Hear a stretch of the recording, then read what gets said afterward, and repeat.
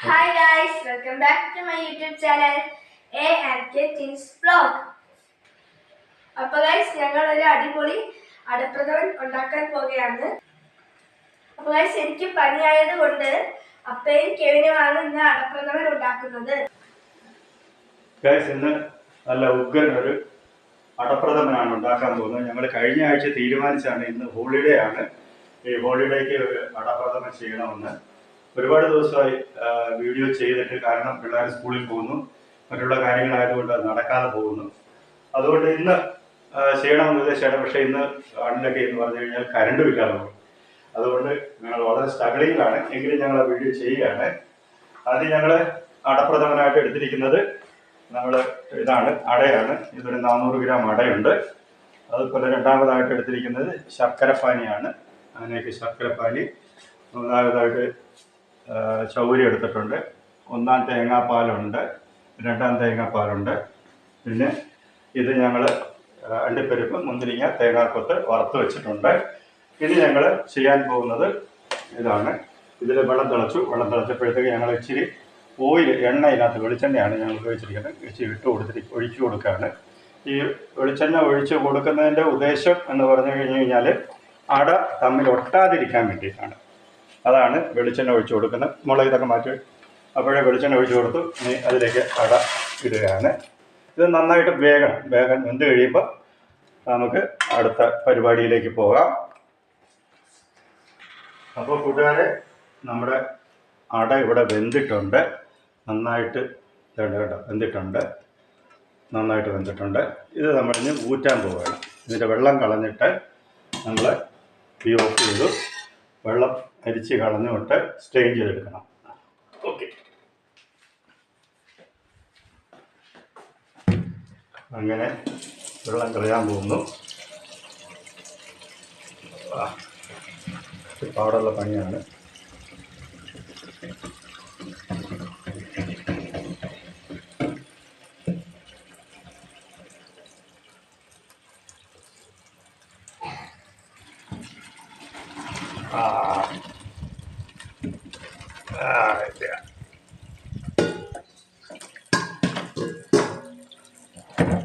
നല്ലവണ്ണം വെള്ളം ഊറ്റി തണുപ്പിക്കണമെങ്കിൽ നമ്മൾ കുറച്ച് നല്ല തണുത്ത വെള്ളം ഇതിലേക്ക് ഇങ്ങനെ ഇതിൻ്റെ മേളിൽ കൂടെ ഒഴിച്ചു കൊടുക്കണം. ഇതിൽ നന്നായിട്ട് തണുത്ത് പീസായിട്ട് ഇട്ട് കൊടുക്കണം. ഇങ്ങനെ വെച്ച് കൊടുക്കണം. അപ്പോൾ നമ്മളിത് മിക്സ് ചെയ്യാൻ പോവുകയാണ്. അതിനായിട്ട് നെയ്യാണ് ഉപയോഗിക്കുന്നത്. ഞാൻ വറുത്ത് കോരിയതെല്ലാം, അണ്ടിപ്പരിപ്പും മുന്തിരിങ്ങ തേങ്ങാക്കൊത്തെല്ലാം വറുത്ത് കോരി ബട്ടറിലാണ്. ഇനി നമ്മൾ ഇതിലേക്ക് നെയ്യ് ഒഴിക്കുകയാണ്. ആവശ്യത്തിന് നെയ്യ് ഒഴിച്ചു. ആ നെയ്യൊക്കെ ഒന്ന് പിടിച്ച് വരുമ്പോഴത്തേക്ക് നമുക്ക് അടുത്തെടുക്കട്ടെ. ഈ വറുത്ത് വെച്ചുകൊണ്ട് അതിലേക്ക് ഊറ്റി വെച്ചിരിക്കുന്ന ഈ അട ഇട്ട് കൊടുക്കുകയാണ്. ഊറ്റി വെച്ചിരിക്കുന്ന അട ഇട്ട് നന്നായിട്ട് തീ അല്പം കൂടെ കൂട്ടിക്കൊണ്ട് നന്നായിട്ട് അതൊന്ന് മിക്സ് ചെയ്യണേ.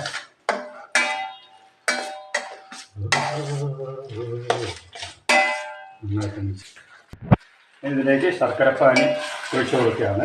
ശർക്കരപ്പാനി ഒഴിച്ച് ഇനി ഇത് വേകേണ്ടത് ഈ ശർക്കരപ്പാനിക്കകത്ത് കിടന്നാണ് അടുത്തത് അട വേകേണ്ടത്. നന്നായിട്ട് വെന്ത് കുറുകി വേണം. ഓക്കെ, അങ്ങനെ നന്നായിട്ട് ഇളക്കി കൊടുക്കുകയാണ്. അപ്പോഴേ നമ്മുടെ അട നന്നായിട്ട് ശർക്കരപ്പാനിയിൽ കിടന്ന് വെന്ത് നന്നായിട്ട് കുറുകി ഇത് കണ്ട നല്ല പരുവത്തിലായിട്ടുണ്ട്. ഇപ്പോൾ ഈ സമയത്ത് നമ്മൾ രണ്ടാം പാല് ഒഴിച്ചു കൊടുക്കുകയാണ്. ഈ രണ്ടാം പാലിൽ കിടന്ന് ഇനി വെന്ത് കുറുകണം. ഓക്കെ, അടുത്തത് ഇപ്പോൾ രണ്ടാം പാലിൽ നന്നായിട്ട് നമ്മുടെ അട വെന്ത് വന്നിട്ടുണ്ട്. ഈ സമയത്ത് ഏലക്ക, ജീരകം പൊടിച്ചത് കുറച്ചിട്ട് കൊടുക്കുന്നുണ്ട്. അതുപോലെ തന്നെ ചുക്ക് പൊടിച്ചതും ഇട്ട് കൊടുക്കുന്നുണ്ട്. ചുക്ക് പൊടിച്ചത് ഇട്ടിട്ടുണ്ട്. നന്നായിട്ട് അതിൻ്റെ ഫ്ലേവറിൻ്റെ മണമൊക്കെ നന്നായിട്ട് വരുന്നുണ്ട്. നല്ല അടിപൊളി ഫ്ലേവർ, നല്ല മണമാണ്.